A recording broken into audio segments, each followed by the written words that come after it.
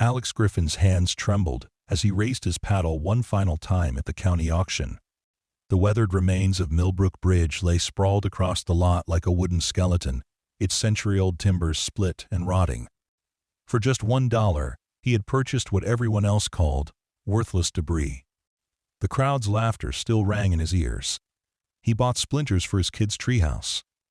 But as Alex would soon discover while dismantling the bridge with his 10-year-old daughter Mia, those rotting beams held secrets that would transform their struggling lives forever.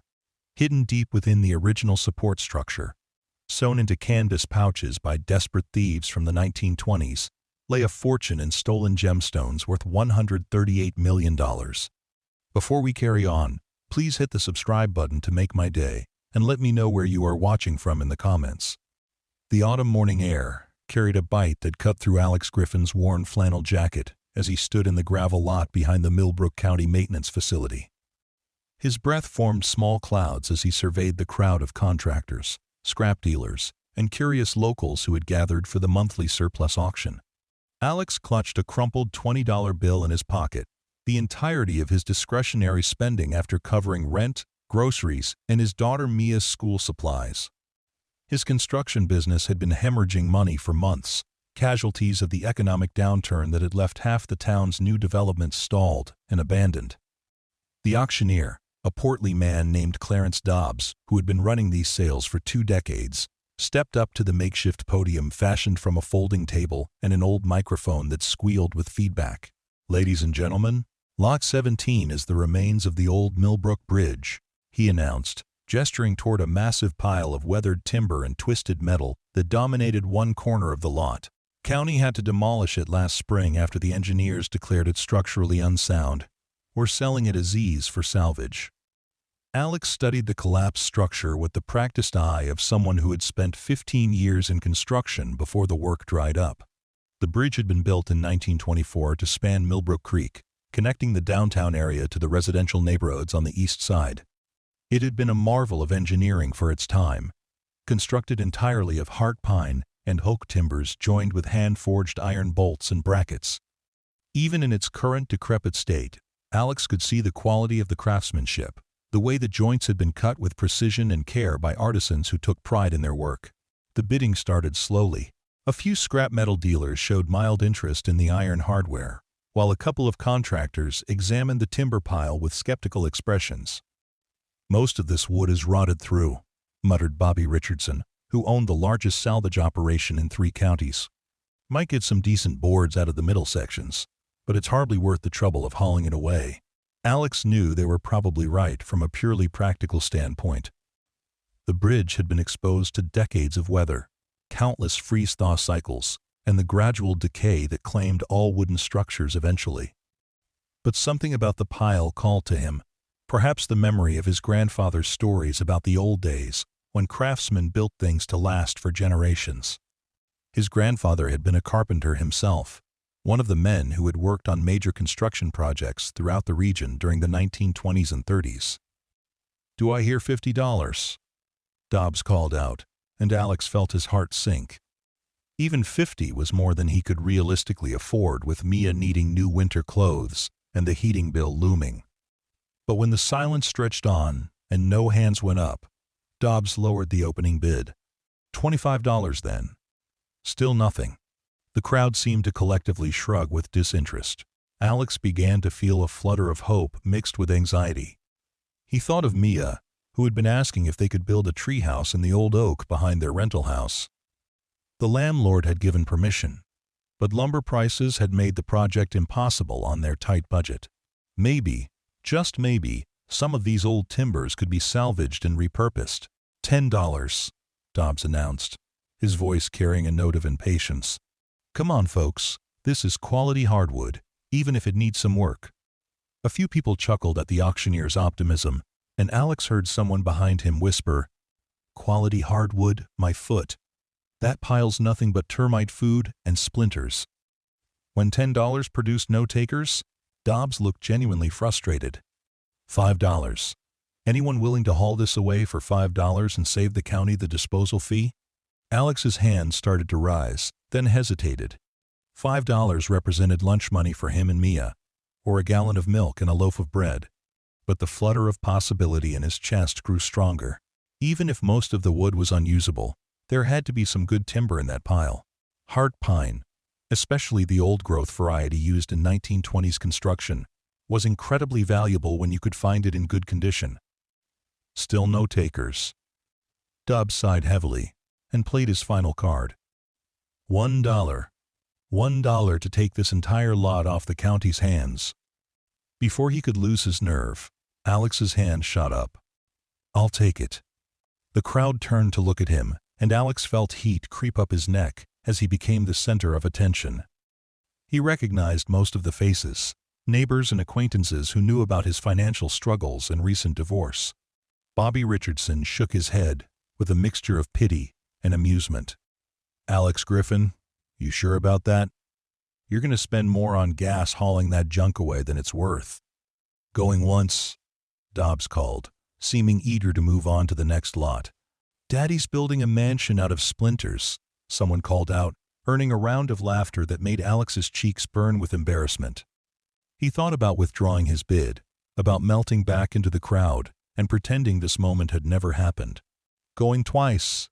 But then he thought of Mia's face when she talked about the treehouse, the way her eyes lit up with possibilities and dreams that he had been unable to fulfill for months. Maybe he was crazy, but at least he would be crazy in service of making his daughter smile. Sold to Alex Griffin for $1, Dobbs announced, bringing down his gavel with a sharp crack that seemed to echo Alex's sense of finality and commitment. As the crowd dispersed and moved on to examine the next lot, a collection of used office furniture from a closed government building, Alex approached Dobbs to complete the transaction. The auctioneer looked at him with something approaching sympathy as he handed over the required paperwork. You know you got 7 days to clear it all out, Dobbs said, accepting Alex's crumpled dollar bill. After that, the county charges storage fees that'll eat you alive. I understand, Alex replied, though he was already wondering how exactly he would manage to move several tons of timber and debris with just his pickup truck and trailer. Is it okay if I bring my daughter to help? She's been wanting to learn about construction. Dobbs shrugged. County property ends where the fence line is. What you do on this side is your business. He paused and studied Alex's face. Look, I don't know what you're planning, but be careful with that old wood. Some of those timbers are bigger than anything we can make today, and they're heavier than they look. Don't try to move the big pieces by yourself. Alex thanked him and walked back to his truck, acutely aware of the stares and whispered comments that followed him. He had just committed himself to a project that everyone else considered foolish, using money he couldn't afford to spend. But as he drove home through the winding streets of Millbrook, past the empty storefronts and foreclosure signs that had become all too common, he felt a spark of something he hadn't experienced in months. Purpose, maybe, or just the simple satisfaction of taking action, instead of passively watching his circumstances deteriorate. Mia was waiting on the front porch when he pulled into their driveway, still wearing her school backpack and bouncing with the restless energy that 10-year-olds seemed to possess in infinite quantities. She had inherited her mother's dark hair and quick smile, but her curiosity about how things worked came directly from Alex's side of the family. Even as a toddler, she had been fascinated by tools and construction, often helping him with household repairs by holding flashlights or sorting screws. "Did you get it, Daddy?" she asked before he had even turned off the engine. "Did you get wood for the treehouse?" Alex smiled as he climbed out of the truck, feeling some of his earlier embarrassment fade in the face of his daughter's enthusiasm. "I got something. Whether it turns out to be treehouse material remains to be seen." He explained about the bridge auction while they walked inside, describing the pile of timber and the skeptical reactions of the other bidders. Mia listened with rapt attention, asking detailed questions about the bridge's age and construction that impressed Alex with their sophistication. Her teacher had mentioned that Mia was excelling in her science and math classes, showing an aptitude for engineering concepts that surprised even the school's veteran educators. "So, when can we go look at it?" Mia asked as they sat down to a dinner of grilled cheese sandwiches and tomato soup, comfort food that stretched their grocery budget while still managing to feel special when shared together. "Tomorrow's Saturday," Alex said. "We can drive over after breakfast and see what we're dealing with. But I want you to understand, sweetheart, that most of this wood might not be usable. We might end up with enough good timber to build a small platform, not a whole treehouse. Mia nodded seriously, but Alex could see the wheels turning behind her dark eyes. She had always been a dreamer, but also practical like her father, able to envision grand possibilities while understanding the constraints of reality. Even if we only get enough for a platform, that's still something we built together, she said. And maybe we'll find some surprises. The next morning dawned crisp and clear, with the kind of brilliant October sunlight that made even mundane tasks feel touched with adventure. Alex loaded his truck with basic tools, work gloves, a thermos of coffee, and sandwiches for lunch. Mia insisted on bringing her own junior toolkit, a birthday present from the previous year that included a small hammer, measuring tape, and safety goggles sized for a child. The county lot looked different in daylight, less ominous, and more like what it actually was, a collection of discarded materials waiting for someone to find value in them. The bridge remnants sprawled across roughly half an acre, organized into loose categories by the demolition crew. The largest timbers, massive support beams that had once carried the weight of countless vehicles and pedestrians, were stacked to one side. Smaller pieces, including what appeared to be sections of the bridge's decking and railings, formed several smaller piles. Alex began with a careful inspection, moving methodically through the timber and taking notes about condition, size, and potential uses. Much of the wood showed the expected signs of age and weather exposure. Surface layers were gray and weathered, split in some places by decades of expansion and contraction. But when he used his knife to scrape away the outer surface of several beams, he was pleased to find that the interior wood remained sound and solid. Mia proved to be an enthusiastic and surprisingly helpful assistant. She carefully measured lengths with her tape measure, recorded dimensions in a notebook with the meticulous handwriting that made her teachers proud, and pointed out details that Alex might have overlooked.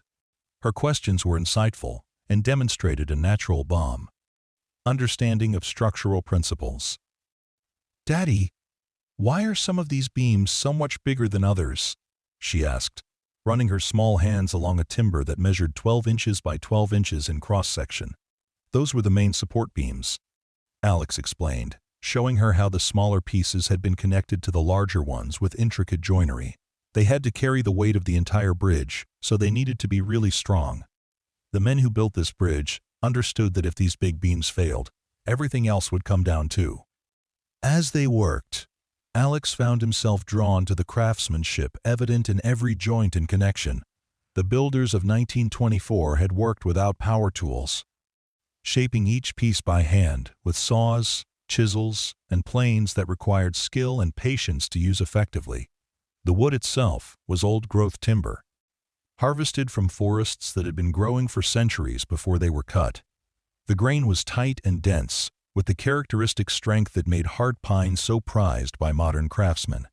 By midday, they had sorted through roughly a third of the pile and identified several dozen pieces that appeared suitable for salvage. Alex was beginning to feel optimistic about the project when Mia called out from the far end of the pile, where she had been examining some of the smaller pieces. "Daddy, come look at this," she said, her voice carrying a note of puzzlement. "Something's weird about this board." Alex walked over to find her kneeling beside a section of what appeared to be bridge decking, a piece roughly 3 feet long and 8 inches wide.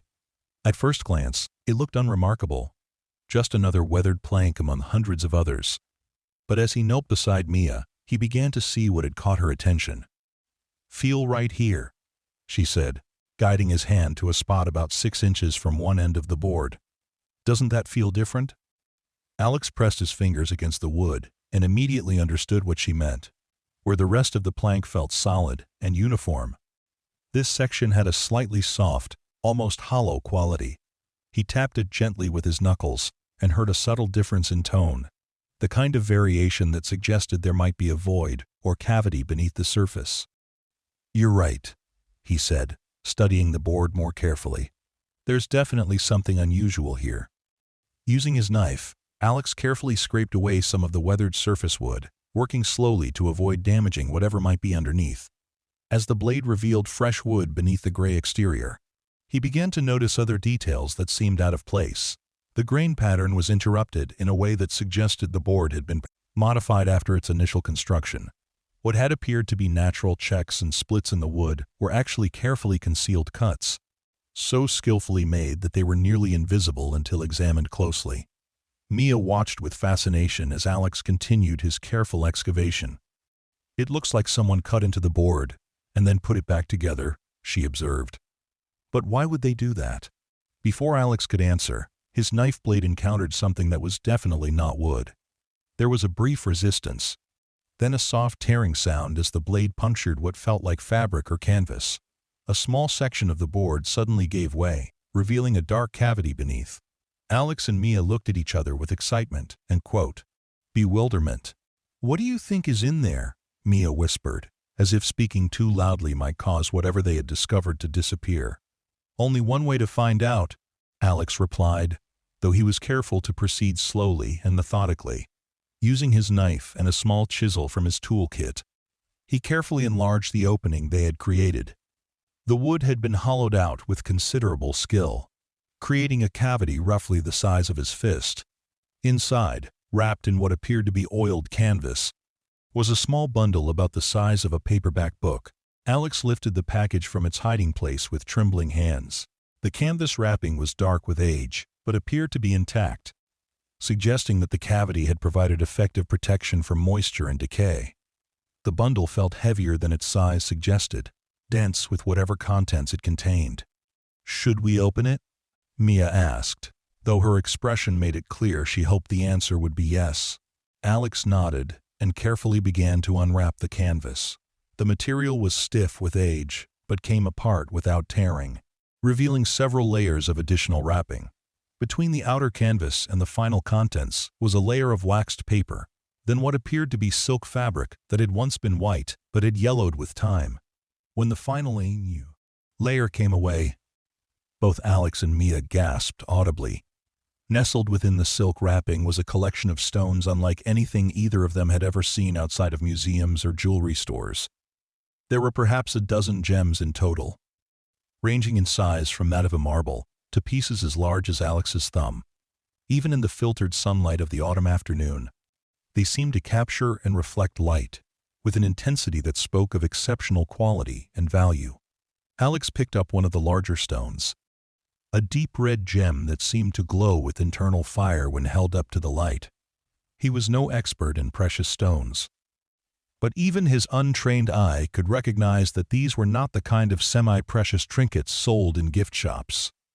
These gems had the weight, brilliance, and depth of color that suggested they were extraordinarily valuable. "Are those real?" Mia asked in a voice barely above a whisper. "I think they might be," Alex replied, though he was struggling to process what they had discovered. "The question is, how did they end up hidden in a bridge beam?" As they carefully examined each stone, Alex began to notice details that suggested these gems had been professionally cut and polished. Several appeared to be rubies, with the deep red color and exceptional clarity that made them among the most valuable precious stones. Others might have been emeralds or sapphires, though Alex's limited knowledge made it difficult to identify them with certainty. More intriguing still was the careful way they had been concealed. The hollow in the bridge timber had been carved with considerable skill, precisely sized to accommodate the wrapped bundle. The cuts that allowed access to the cavity had been so expertly concealed that they were virtually invisible until examined closely. This was not the hasty work of someone looking for a temporary hiding place, but rather a carefully planned concealment designed to keep the gems safe for an extended period. "Daddy," Mia said, interrupting his thoughts, "what if there are more?" Alex looked up from the stones to find his daughter staring at the massive pile of bridge timber with new eyes. If one piece of decking had contained hidden treasure, how many others might be similarly modified? The bridge had been built in 1924, during an era when bootlegging, bank robberies, and other criminal enterprises had flourished during Prohibition. Was it possible that someone had used the bridge construction as a means of concealing stolen goods? They spent the rest of the afternoon examining every piece of wood they could safely move, looking for the subtle signs that had marked their first discovery. The work was slow and methodical, requiring careful attention to details that would have been invisible to casual observation. Most of the timber showed no signs of modification, but as the sun began to sink toward the horizon, they made two more discoveries. The second hidden compartment was found in a section of bridge railing, carved into a decorative post that had once topped one of the bridge's support pillars. This cache contained fewer stones than the first, but included several pieces that were even more impressive in size and apparent quality. The third discovery came from one of the smaller support beams, and yielded a collection of gems that seemed to represent a completely different robbery or theft, as their style and cutting were noticeably different from the others. By the time they loaded their tools and prepared to head home, Alex and Mia had recovered what appeared to be several $1 million worth of precious stones. The gems were carefully rewrapped in their original coverings and placed in Alex's toolbox for safekeeping. But even concealed from view, their presence seemed to transform everything about their circumstances. During the drive home, Alex found himself struggling to process what had occurred. That morning, he had been a struggling contractor who had bought a pile of scrap lumber for $1, enduring the mockery of his neighbors and friends. Now, he was apparently the owner of a treasure that could solve every financial problem he and Mia faced, and many they had never dared to dream of addressing. But even as he allowed himself to imagine the possibilities, practical concerns began to assert themselves. How could he verify the authenticity and value of the stones? How would he explain their discovery without attracting unwanted attention or legal complications? If the gems had indeed been stolen, as seemed likely given their concealment, what were his legal obligations as the person who found them? Mia seemed to sense his mixture of excitement and anxiety. "What happens now, Daddy?" she asked as they pulled into their driveway. Alex turned off the engine and sat for a moment, looking at the modest rental house that had been their home since the divorce. The peeling paint on the front porch, the cracked driveway, and the aging roof suddenly seemed like temporary inconveniences rather than permanent markers of their reduced circumstances. "Now we do this carefully and intelligently," he said finally. "We need to find out exactly what we have, and then we need to figure out the right way to handle it. But no matter what happens, sweetheart, this changes things for us." That evening, after Mia had gone to bed, Alex sat at his kitchen table with the recovered gems spread before him on a clean towel. Under the bright light of his desk lamp, their beauty and apparent value seemed even more remarkable. He had spent hours researching precious stones on his laptop, and everything he learned reinforced his initial assessment that these were exceptionally high-quality gems. The historical research proved equally fascinating and concerning. The 1920s had indeed been a golden age for organized crime, with numerous high-profile robberies and thefts occurring throughout the region. Alex found newspaper accounts of several major jewelry store robberies and bank heists that had never been solved, including one particularly audacious theft from a jewelry merchants' convention that had netted the thieves an estimated $2 million in precious stones. The dates aligned perfectly with the bridge construction, and Alex began to construct a theory about what might have occurred. Perhaps one of the workers involved in building the bridge had been connected to the criminal enterprise, or maybe the thieves themselves had found employment on the construction crew as a means of concealing their stolen goods. The bridge would have provided the perfect hiding place, seemingly permanent and unlikely to be disturbed, but accessible to anyone who knew the location of the hidden compartments. What the thieves could never have anticipated was that their carefully constructed hiding places would eventually be discovered by a broke single father and his 10-year-old daughter nearly a century after the original crimes had been committed. Alex spent the next several days researching appraisers and gemologists, looking for someone qualified to authenticate and value his discoveries. He also consulted with a lawyer friend about the legal implications of finding what appeared to be stolen property, though he was careful not to reveal too many specific details. The legal situation proved to be more favorable than he had feared. Since the original crimes had occurred nearly a century ago, and since all parties involved were certainly deceased, the statute of limitations had long since expired. More importantly, his purchase of the bridge materials at the county auction provided clear legal ownership of anything discovered within those materials.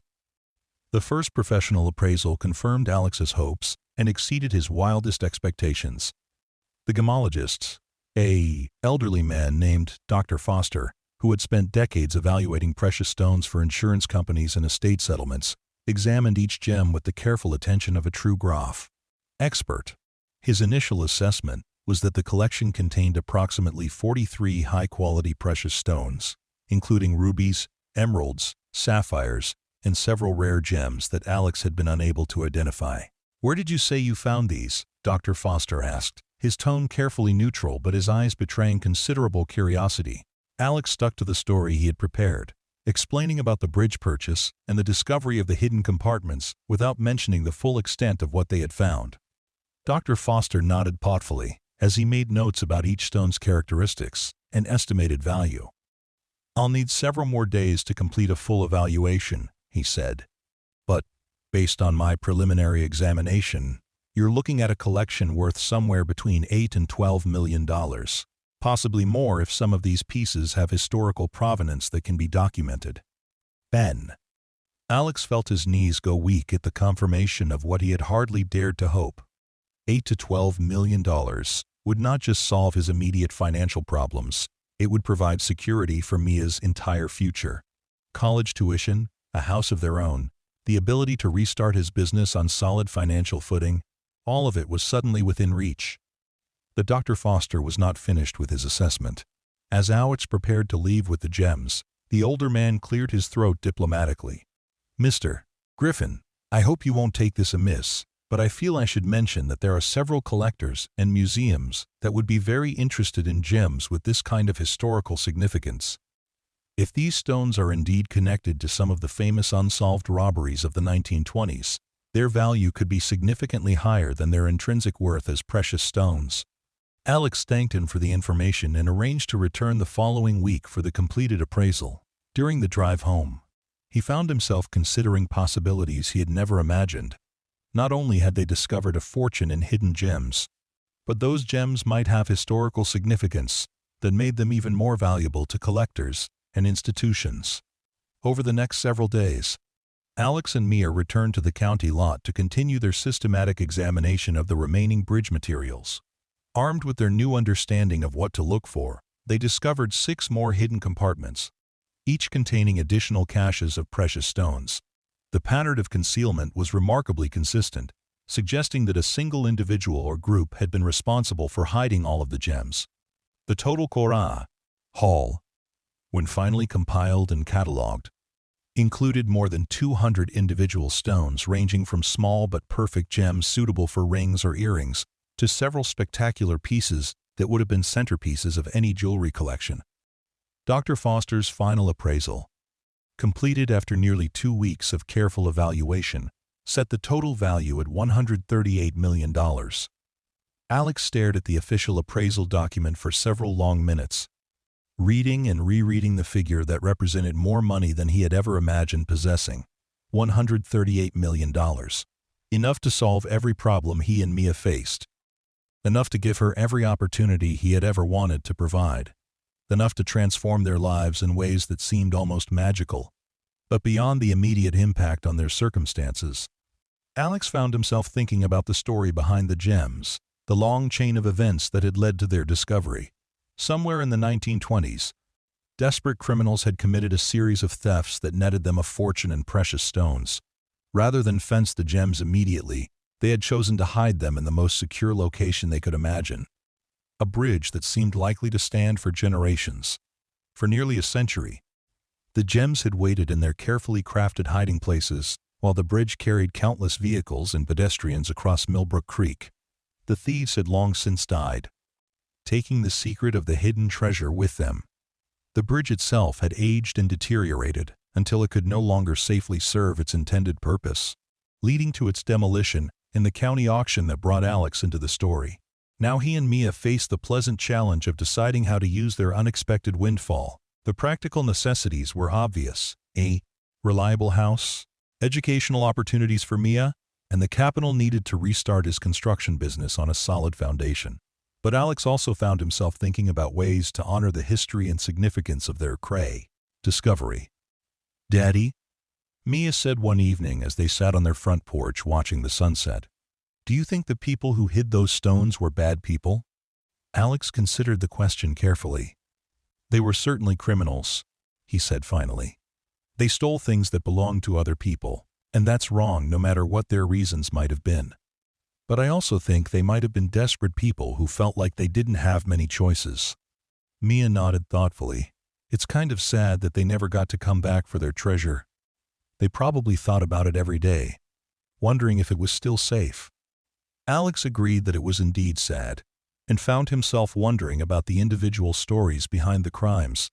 Had the thieves been professional criminals, or ordinary people driven to desperate measures by the sapper? Economic hardships of the era? Had they always intended to return for the gems, or had circumstances prevented them from retrieving their hidden fortune? The questions would probably never be answered, but they added depth and poignancy to what might otherwise have been simply a story about incredible luck. Alex and Mia had not just discovered a treasure. They had uncovered a piece of forgotten history, a reminder of how economic desperation and limited opportunities had led people to make choices that shaped the rest of their lives. As word of their discovery spread through the Skemala community, the reactions were as varied as Alex might have expected. Some neighbors and friends expressed genuine happiness for their good fortune, acknowledging that Alex was a good man who had faced more than his share of hardships since his divorce.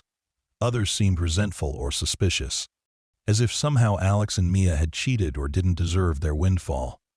Bobby Cass Richardson, the salvage dealer who had mocked Alex's purchase of the bridge timber, stopped by one afternoon with what he claimed was a social visit, but which seemed designed to satisfy his curiosity about the details of the binary discovery. "Guess you got the last laugh on all of us," he said with a forced chuckle that didn't quite conceal his envy. "Who'd have thought there was anything valuable in that pile of splinters?" Alex was diplomatic in his response, acknowledging that he had been incredibly lucky, while also pointing out that luck had been combined with hard work and careful attention to detail. If he and Mia hadn't been willing to spend hours examining every piece of wood, looking for subtle signs that others had missed, the treasure would have remained hidden. The media attention was more challenging to navigate. When news of the discovery reached the local newspaper, Alex found himself fielding calls from reporters who wanted to interview him about his incredible find. He was selective about which interviews he granted, preferring to work with journalists who seemed genuinely interested in the historical significance of the discovery, rather than those who wanted to sensationalize the story. The article that eventually appeared in the regional newspaper struck exactly the right tone, focusing on the historical mystery of the hidden gems, while acknowledging the life-changing impact the discovery had on Alex and Mia. The reporter had done extensive research into the unsolved crimes of the 1920s, identifying several robberies that could have been the source of the stolen stones. One particularly intriguing possibility was a 1923 robbery of a jewelry merchants' convention in the state capital, where thieves had made off with an estimated fortune in gems from several dozen vendors. The crime had never been solved, and the stolen merchandise had never been recovered. The timing and the estimated value of the missing stones aligned perfectly with Alex and Mia's discovery, suggesting that they had uncovered the long-lost proceeds of one of the most famous unsolved crimes in the region's history. Dr. Foster put Alex in contact with several museums and historical societies that expressed interest in acquiring some of the gems for their collections, particularly pieces that could be definitively linked to specific historical crimes. The prospect of seeing some of the stones displayed in museum cases, complete with information about their discovery and historical significance, appealed to both Alex and Mia. "It seems right that other people should get to see them and learn the story," Mia said when they visited a local museum to discuss a possible donation of several pieces. "They're not just pretty rocks, they're part of history." Alex was proud of his daughter's mature perspective and her instinctive understanding that their good fortune came with certain responsibilities. They decided to donate roughly 10% of the gems to various museums and historical societies, keeping detailed documentation of the donations for tax purposes, while ensuring that the historical significance of their discovery would be preserved and shared with the public. The sale of the remaining gems, conducted through a combination of private collectors and auction houses, generated even more than Dr. Foster's appraisal had suggested.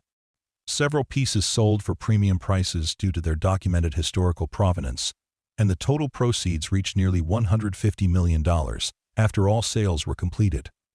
Alex invested the majority of the money conservatively, working with financial advisors to create a diversified portfolio that would provide security for Mia's future while generating enough income to support a comfortable lifestyle. He also set aside funding to restart his construction business, but this time as a specialized restoration company, focusing on historical buildings and structures. The irony was not lost on him that his expertise in examining old construction techniques, developed through years of working with traditional building methods, had been precisely the knowledge needed to recognize the subtle signs of the hidden compartments. What had seemed like obsolete skills in the modern construction industry proved to be exactly what was needed to unlock a century-old mystery. 6 months after the discovery, Alex and Mia moved into a beautiful colonial house on 10 acres of wooded land outside Millbrook. The house had been built in 1935 and featured many of the same construction techniques that had been used in the bridge, creating a living connection to the historical period that had produced their treasure. Mia's treehouse, when it was finally completed, was a marvel of engineering and craftsmanship that incorporated some of the original bridge timber that had not contained hidden compartments. Alex built it as both a playhouse for his daughter and a monument to the incredible journey that had transformed their lives. The treehouse featured hand-carved details that honored the craftsmanship of the 1920s builders, creating a lasting tribute to the skills and dedication of the men who had unknowingly helped preserve a fortune for future generations to discover. The construction of the treehouse also provided Alex with an opportunity to teach Mia advanced carpentry techniques, passing on the knowledge and skills that had been handed down through generations of his family. She proved to be an eager and talented student, displaying an intuitive understanding of structural principles that suggested she might one day pursue engineering or architecture as a career. On warm evenings, Alex and Mia would sit on the treehouse platform and watch the sunset through the oak leaves, reflecting on the incredible chain of events that had brought them to this point. From his desperate decision to bid on a pile of scrap timber, to the careful detective work that had revealed a century-old treasure. Every step of their journey seemed to have been guided by a combination of luck, persistence, and the kind of curiosity that led them to look more carefully at things that others had dismissed as worthless. "Do you think there are other treasures out there, waiting for someone to find them?" Mia asked one evening as they watched fireflies begin their nightly dance among the trees. Alex considered the question seriously. "I think there are probably lots of treasures of different kinds," he said finally. "Some might be hidden money or valuable objects, like what we found. But I think most treasures are things like knowledge or relationships, or the satisfaction of building something with your own hands. The trick is learning to recognize them when you find them." End quote. Mia nodded thoughtfully, a gesture that reminded Alex of how much she had matured during their treasure-hunting adventure. The experience had taught her lessons about persistence, careful observation, and the importance of following through on commitments, even when others doubted the wisdom of your choices. Alex's construction business, rebranded as Griffin Historical Restoration, became one of the most successful specialty contractors in the region. His expertise in traditional building techniques, combined with the financial resources to take on complex projects without worrying about immediate profits, allowed him to pursue the kind of meticulous restoration work that had always been his passion, but rarely his economic reality. The first major project was the restoration of the historic Millbrook Opera House, a magnificent 1910 structure that had been slowly deteriorating for decades due to lack of funding for proper maintenance. Alex approached the project with the same careful attention to detail that had led to the discovery of the bridge treasure, researching the original construction methods and materials to ensure that every aspect of the restoration remained true to the building's historical integrity. Mia became his unofficial apprentice and quality control specialist, her sharp eyes and natural curiosity proving invaluable in identifying original architectural details that might have been overlooked or incorrectly restored. She had developed an encyclopedic knowledge of early 20th century construction techniques, studying historical building manuals and architectural drawings with the intensity that other children her age devoted to video games or social media. The Opera House project attracted attention from preservation societies throughout the region, establishing Griffin Historical Restoration as the premier choice for institutions and private owners who wanted their historical buildings restored with absolute authenticity and craftsmanship. Alex found himself working on churches, mansions, municipal buildings, and commercial structures that spanned nearly 2 centuries of American architectural history. Each project brought its own challenges and discoveries, though none matched the dramatic impact of the bridge treasure. However, Alex and Mia did uncover numerous smaller historical artifacts during their restoration work, items that previous contractors might have discarded, but which they recognized as important pieces of the past. Old newspapers used as insulation, handwritten notes left by craftsmen, bottles and tools accidentally sealed into walls during construction. Each discovery added depth and authenticity to their understanding of the buildings they were restoring. The financial security provided by the gem discovery allowed Alex to hire and train a crew of skilled craftsmen who shared his passion for traditional building techniques. Many were older workers whose expertise had been devalued in an industry increasingly focused on speed and cost-cutting, rather than quality and durability. Griffin Historical Restoration became a haven for artisans who wanted to practice their trades at the highest level, creating furniture, millwork, and architectural details that honored the standards of earlier generations. Word of their success spread beyond the local region, and Alex began receiving inquiries from museums, universities, and wealthy collectors who owned historical properties in need of expert restoration. A typical project might involve traveling to examine a colonial-era mansion in Virginia, a Victorian commercial building in Pennsylvania, or a prairie-style house designed by a famous architect in the Midwest. These travels became educational adventures for Mia, who accompanied her father whenever her school schedule permitted. She maintained detailed journals documenting each project, recording not just the technical aspects of the work, but also the stories and legends associated with each building. Her writing skills had developed remarkably, influenced by her exposure to historical documents and her natural storytelling ability. One particularly memorable project involved the restoration of a 1920s mansion whose original owner had been rumored to have connections to bootlegging and other illegal enterprises during Prohibition. Alex and Mia approached the project with heightened curiosity, wondering if they might uncover evidence of hidden passages, secret rooms, or concealed contraband. While they didn't discover any additional treasures, they did find several architectural features that supported the legends about the house's colorful past. A hidden bar behind a false wall in the library, complete with elaborate glassware and bottles that had somehow survived nearly a century of neglect. A concealed staircase that connected the basement to a garage, allowing visitors to come and go without being observed from the main house. An elaborate safe, hidden behind a painting, its contents long since removed, but its presence confirming that the original owner had indeed been involved in activities that required extraordinary security measures.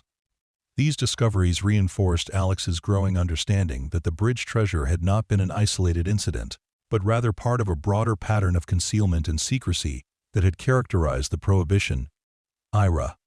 Criminals and legitimate business people alike had found it necessary to hide their valuables, creating a landscape dotted with forgotten caches and abandoned hiding places. As Mia entered her teenage years, she began to display interests that extended beyond construction and historical restoration. Her experiences with the treasure discovery and subsequent business success had given her exposure to fields like gemology, historical research, finance, and business management that most children never encountered. She expressed interest in studying archaeology and art history, seeing these disciplines as natural extensions of the detective work that had characterized their treasure-hunting adventures. Alex supported her academic interests, while continuing to involve her in the family business, whenever possible. He established a scholarship fund at the local community college for students interested in traditional building trades, ensuring that the skills and knowledge that had been so crucial to their success would be passed on to future generations. The fund's first recipient was a young man named David Chen, whose grandfather had been one of the original craftsmen who worked on the Millbrook Bridge construction project in 1924. David had grown up hearing stories about the bridge and the pride his grandfather had taken in his contribution to the project. When he learned about Alex and Mia's discovery, he approached them with a collection of his grandfather's tools and construction photographs that provided additional historical context for their find. David's grandfather had kept detailed records of his work on the bridge project, including sketches of the timber joinery and notes about the quality of the materials used. These documents proved invaluable in understanding the original construction techniques and confirmed several theories that Alex had developed about how the hidden compartments had been created and concealed. More significantly, David's grandfather's records included references to several workers on the bridge project who had seemed unusually secretive about their craft activities and who had access to the bridge structure during evening and weekend hours when official construction work was not taking place. While the records didn't provide definitive proof of criminal activity, they painted a picture of a construction project that had been infiltrated by individuals with motives beyond building a bridge.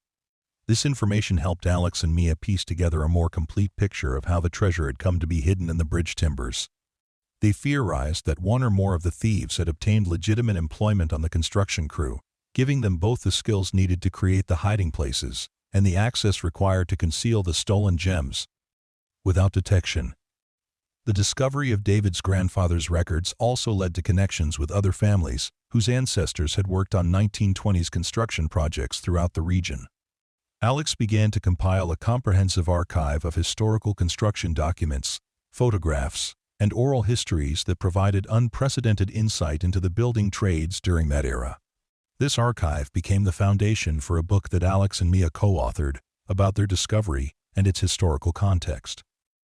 Published by a university press, Hidden in Plain Sight, The Millbrook Bridge Treasure and the Secret History of Prohibition-Era Construction became a regional bestseller and established Alex as a recognized expert on historical building techniques and the social history of the construction industry. The book's success led to speaking engagements at universities, historical societies, and professional conferences, where Alex shared the story of their discovery while highlighting the broader lessons about persistence, attention to detail, and the importance of preserving traditional skills and knowledge. Mia often accompanied him to these events, adding her perspective as someone who had grown up immersed in historical research and traditional craftsmanship. Their story also caught the attention of television producers, leading to appearances on several documentary programs about hidden treasures and unsolved historical mysteries. Alex was careful to maintain control over how their story was presented, insisting on accuracy and educational content rather than sensationalism. The television exposure brought additional business opportunities, but also unwanted attention from treasure hunters and amateur archaeologists who hoped to discover similar caches in other historical structures. Alex found himself fielding numerous calls and emails from people who wanted advice about potential treasure hunting sites or who claimed to have made their own discoveries. While most of these inquiries proved to be based on wishful thinking rather than genuine discoveries, Alex did provide guidance to several serious researchers who were investigating historical sites with legitimate potential for hidden artifacts. His expertise in recognizing the subtle signs of concealed compartments became a valuable resource for museums, universities, and law enforcement agencies dealing with cases involving hidden PI valuables. One particularly interesting consultation involved a 19th-century courthouse that was being renovated for conversion to a cultural center. During the demolition of non-original walls and fixtures, construction workers had found several spaces that appeared to have been deliberately concealed during the building's original construction. Alex and Mia were brought in to evaluate the spaces and determine whether they might contain hidden artifacts or documents. Their investigation revealed that the spaces had indeed been used for concealment, but not for treasure in the conventional sense. Instead, they found a remarkable collection of legal documents, personal papers, and correspondence that had been hidden by courthouse employees during the Civil War to prevent their destruction by occupying cell forces. The documents provided fascinating insights into the legal and political climate of the wartime period, including records of property transfers, legal proceedings, and personal communications that had never been intended for public viewing. While not financially valuable in the way that precious gems were, the documents represented a treasure trove of historical information that proved invaluable to researchers studying the Civil War period. This discovery reinforced Alex's growing understanding that treasure hunting was not just about finding valuable objects, but about uncovering pieces of the past that helped illuminate the experiences and motivations of previous generations.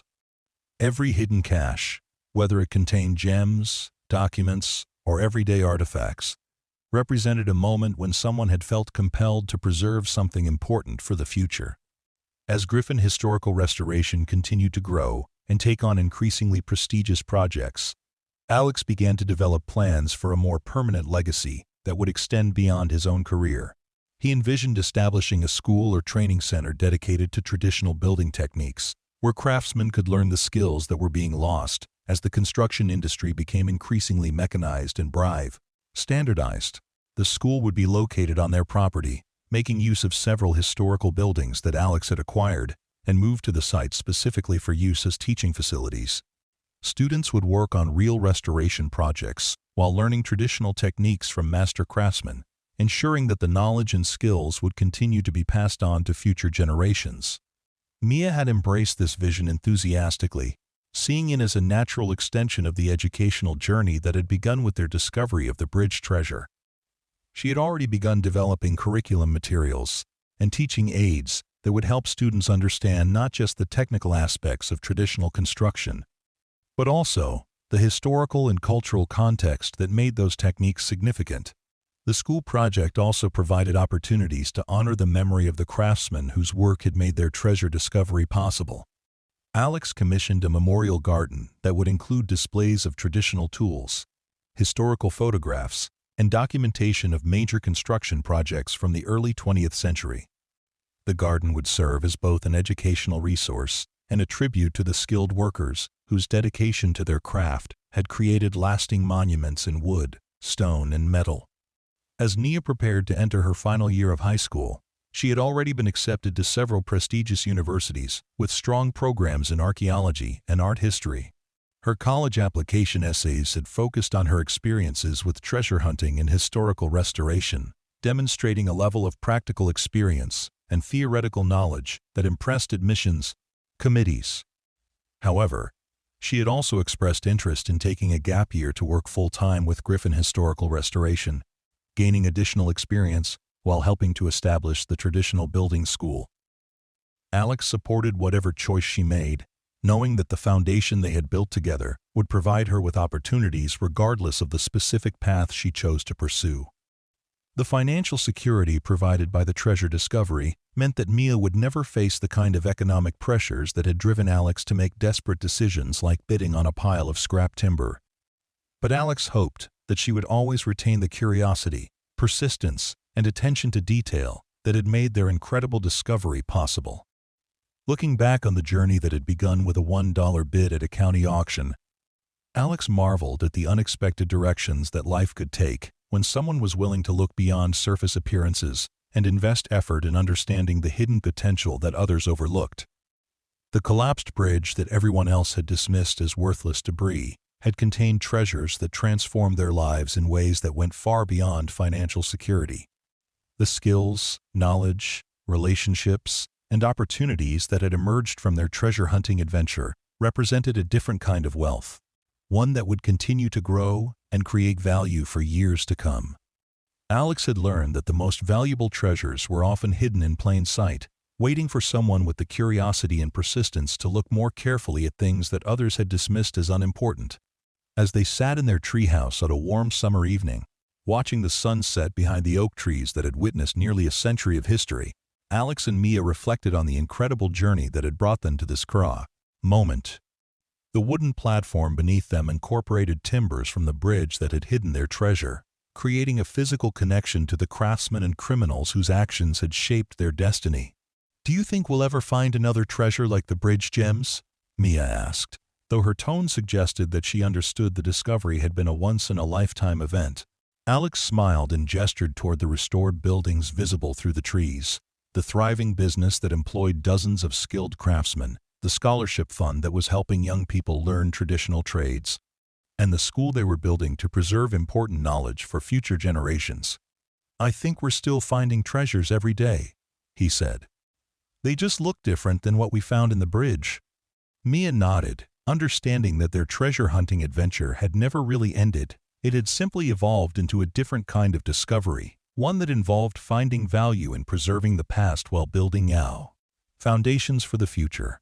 The gems they had found had provided the financial resources to pursue their dreams, but the real treasure had been the knowledge, skills, and relationships that had grown from their willingness to see potential where others saw only problems. As night fell, and the fireflies began their ancient dance among the oak leaves, Alex and Mia prepared to climb down from their treehouse and return to the house that represented everything they had built together. Tomorrow would bring new projects, new challenges, and new opportunities to uncover the hidden treasures that waited for those with the patience and wisdom to look carefully at the world around them.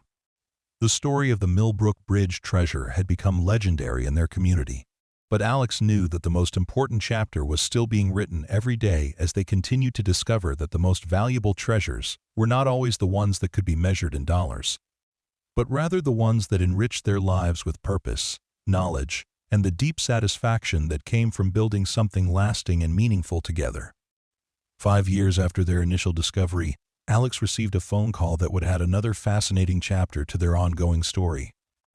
The caller was Dr. Margaret Steinberg, a forensic historian from the State University who had been researching organized crime patterns during the Prohibition era. She had read their book and was intrigued by the sophisticated method of concealment they had discovered in the bridge timbers. "Mr. Griffin," Dr. Steinberg explained during their initial conversation, "I believe your discovery may be connected to a criminal organization that was much more extensive and sophisticated than anyone previously realized. The technique used to hide those gems matches descriptions from several other unsolved cases from the same time period." End quote. Dr. Steinberg's research had uncovered references to a criminal network known as the Eastern Syndicate, which had operated throughout the northeastern United States during the 1920s and early 30s. Unlike the stereotypical gangsters of popular culture, this organization had been composed primarily of skilled craftsmen and construction workers who used their legitimate trades as cover for elaborate criminal enterprises. The syndicate's signature method involved infiltrating major construction projects and using their access and expertise to create sophisticated hiding places for stolen goods, illegal contraband, and criminal proceeds. They would obtain legitimate employment on construction crews, then work during off hours to modify buildings and structures in ways that created perfect concealment for their operations. "What makes your discovery so significant," Dr. Steinberg continued, "is that it provides the first physical evidence we found of their concealment techniques. Most of the buildings and structures they worked on had been demolished, or so heavily modified that any hidden compartments were destroyed or discovered years ago." End quote. Alex was fascinated by this new information and agreed to collaborate with Dr. Steinberg on her research. Mia, now a sophomore at Yale University studying archaeology and art history, was equally intrigued when she learned about the connection during one of her weekend visits home. She had maintained her interest in historical mysteries and had even written several academic papers about treasure hunting and its relationship to historical preservation. The collaboration with Dr. Steinberg led to a systematic investigation of other construction projects from the same era, focusing on buildings and structures that had employed workers with potential connections to the Eastern Syndicate. Using historical employment records, construction documents, and oral histories collected from the families of workers, they began to identify potential sites that might contain additional hidden caches. Their first success came at an abandoned warehouse complex on the outskirts of the state capital, built in 1926 by a construction company that had employed several workers who later appeared on the Millbrook Bridge project. Alex and Mia joined Dr. Steinberg and her graduate students for a careful examination of the building's structural elements, looking for the subtle signs of concealment they had learned to recognize. The warehouse investigation proved that their bridge discovery had not been unique. Hidden within the building's support columns were several more caches of stolen goods, including currency, jewelry, and documents that provided unprecedented insight into the operations of the Eastern Syndicate.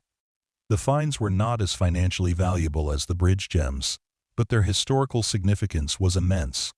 Among the recovered documents were detailed maps showing the locations of hiding places and buildings throughout the region, suggesting that the syndicate had created an extensive network of concealed storage sites.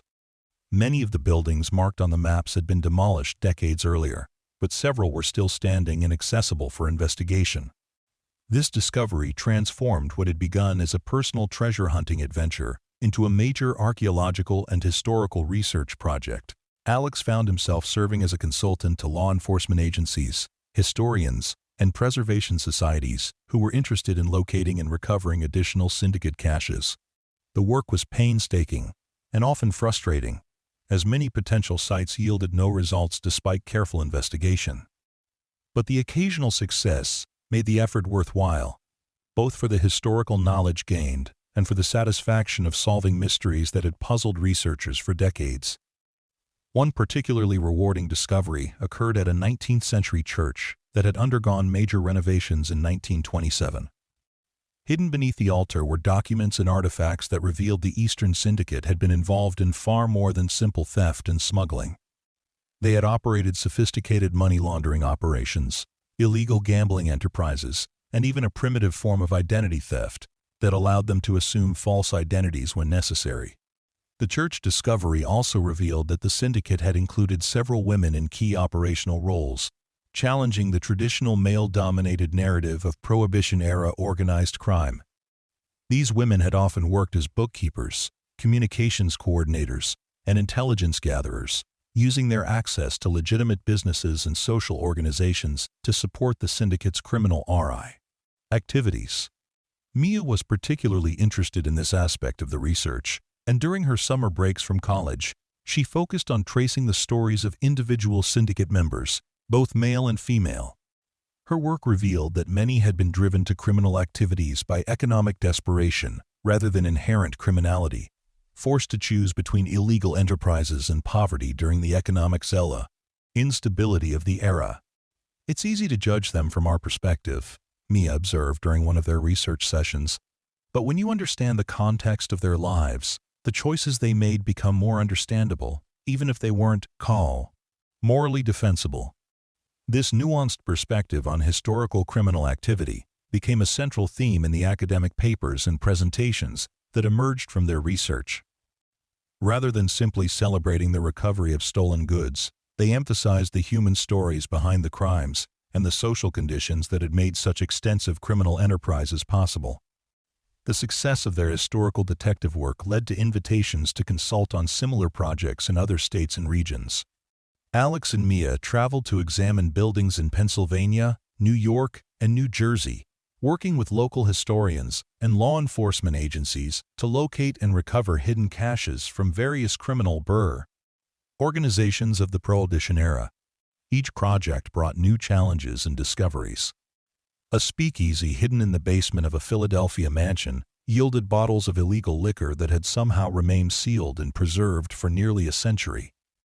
A former hotel in upstate New York contained a sophisticated communications center where criminal organizations had coordinated activities across state lines. A warehouse in New Jersey revealed evidence of an elaborate counterfeiting operation that had produced fake identification documents, currency, and legal papers.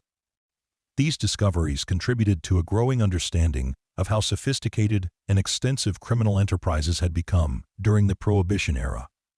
Rather than the small-scale, localized operations that popular culture often portrayed, many criminal organizations had been multi-state enterprises with complex organizational structures and sophisticated operational methods. The financial proceeds from their consulting work and the continued appreciation of their remaining gem collection had grown Alex's wealth to levels that seemed almost surreal. But rather than succumbing to the lifestyle inflation that often accompanied sudden wealth, he and Mia had maintained their focus on meaningful work and educational pursuits. Griffin Historical Restoration had evolved into something more like a research institution than a traditional construction company. Alex employed not just skilled craftsmen, but also historians, archaeologists, and preservation specialists who brought academic rigor to their restoration projects. Every job became an opportunity to expand human knowledge about historical building techniques, social conditions, and the daily lives of people from previous eras. The traditional building school that Alex had envisioned had become a reality, housed in a complex of carefully restored 19th and early 20th century structures on their property. Students came from around the world to learn traditional crafts, not just as vocational skills, but as connections to cultural heritage and historical understanding. Mia had decided to pursue graduate studies in archaeological methodology, with a focus on urban archaeology and the investigation of sites related to organized crime. Her undergraduate thesis, based on their treasure hunting experiences and subsequent research, had earned recognition from several professional organizations and had been published in a peer-reviewed journal. "I want to develop better methods for finding and interpreting these kinds of historical sites," she explained to Alex during one of their regular evening conversations. "There are probably hundreds of hidden caches still out there, waiting for someone with the right combination of historical knowledge and investigative techniques to find them."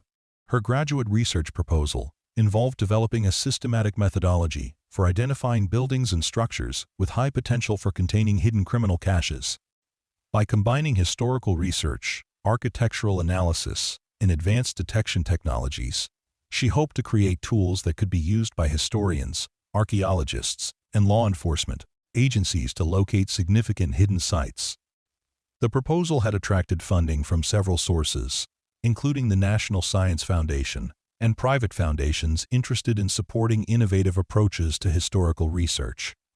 Mia would be able to pursue her graduate studies while conducting fieldwork that built directly on the expertise she had developed through years of treasure hunting with her father. Alex took immense pride in his daughter's academic achievements and her commitment to using their discoveries as the foundation for serious scholarly work. He had always hoped that their treasure hunting adventure would inspire Mia to pursue meaningful work, but her dedication to historical research and archaeological methodology exceeded even his most prescient, optimistic expectations. The impact of their story had also inspired others to look more carefully at historical structures and sites that might contain hidden artifacts. Alex regularly received letters and emails from people who had been motivated by their example to investigate old buildings, examine family properties with new attention to detail, or pursued historical research about their communities. Most of these investigations yielded nothing more than increased appreciation for local history, but occasionally someone would make a genuine discovery that added to the growing body of knowledge about hidden aspects of the past. A farmer in Iowa found Civil War-era documents hidden in the walls of an old barn. A homeowner in Maine discovered a cache of colonial-era artifacts concealed beneath the floorboards of a house built in 1750. A church restoration project in Georgia uncovered evidence of underground railroad activities that had never been documented. Each of these discoveries reinforced Alex's belief that the past was full of hidden stories waiting to be uncovered by people with the curiosity and persistence to look beyond surface appearances. The techniques and approaches they had developed while investigating the bridge treasure were applicable to a wide range of historical mysteries, from individual family histories to major criminal enterprises. As the 10th anniversary of their original discovery approached, Alex and Mia began planning a symposium that would bring together historians, archaeologists, law enforcement professionals, and amateur researchers who shared their interest in uncovering hidden aspects of the past. The event would be held at their traditional building school, combining academic presentations with hands-on demonstrations of investigative techniques. The symposium attracted participants from across North America and Europe, including several internationally recognized experts in historical crime research and archaeological methodology. The presentations covered topics ranging from advanced detection technologies to the ethical considerations involved in investigating sites connected to criminal activities. One of the most interesting presentations came from a team of researchers in Italy who had been investigating hidden mafia caches using techniques similar to those developed by Alex and Mia. Their work had revealed that criminal organizations throughout history had used remarkably similar methods for concealing stolen goods and criminal proceeds, suggesting that certain approaches to hiding valuables represented universal human responses to the need for security and secrecy. The symposium also featured presentations about the broader historical context that had made extensive criminal enterprises possible during the early 20th century. Economic instability, inadequate law enforcement resources, and social attitudes toward authority had created conditions that allowed criminal organizations to flourish in ways that would be much more difficult in the modern era. Dr. Steinberg presented her latest research on the Eastern Syndicate, which had expanded significantly since her initial collaboration with Alex and Mia.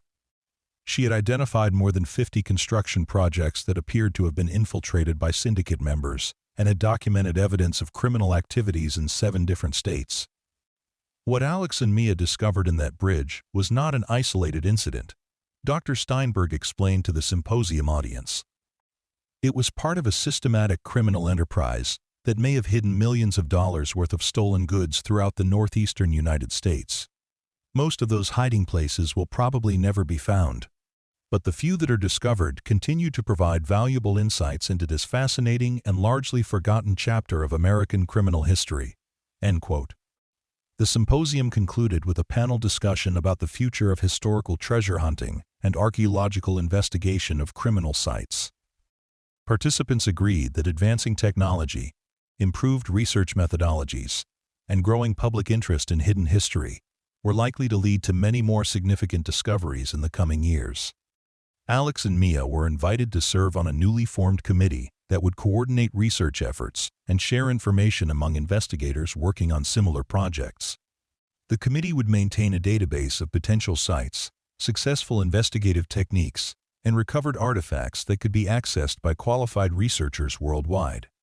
As the symposium participants departed and life at the traditional building school returned to its normal rhythm, Alex reflected on the incredible journey that had begun with a $1 bid on a pile of scrap timber. That desperate gamble had led not just to financial security, but to a life's work that combined his passion for traditional craftsmanship with the intellectual satisfaction of historical research and discovery. The bridge treasure had provided the foundation for everything that followed, but the real value of their discovery lay in the doors it had opened and the opportunities it had created. Alex had learned that treasure hunting was not really about finding valuable objects, but about developing the skills, knowledge, and persistence needed to uncover the hidden potential that existed all around them. Looking toward the future, Alex could see that Mia would carry their work forward in ways that he had never imagined possible. Her academic training and research skills, combined with the practical experience gained through years of treasure hunting, positioned her to make contributions to historical archaeology that would extend far beyond their personal discoveries. The story that had begun with community mockery and desperate financial circumstances had evolved into something that would have lasting impact on multiple academic disciplines and cultural institutions. The $1 bridge purchase had proven to be the best investment Alex had ever made, not because of the gems they had found, but because of the life it had made possible for him and his daughter.